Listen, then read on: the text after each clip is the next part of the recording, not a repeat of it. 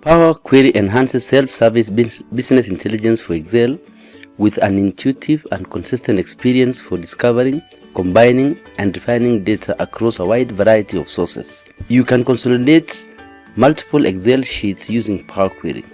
The Power Query tool is now under the Data tab under Get and Transform Data. To consolidate your multiple sheets, we've been given data for January, February, March, April, May, and June with the item code, unit cost, and the total cost. So we'd want to consolidate this.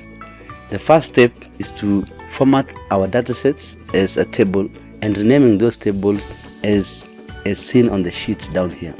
So go to use Ctrl+T to format your data, then give this a name, call this January.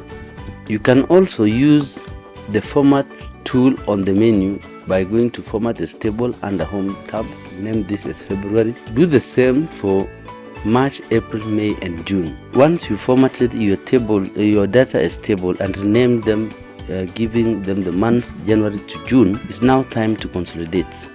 Go to data on the ribbon, then we're going to use get data from other sources, then go to blank query. This will load the Power Query editor where we'll use the function equals to excel.current workbook. Then we press enter. Once you press enter, all the months January, February, March, April, May, and June will show up as tables.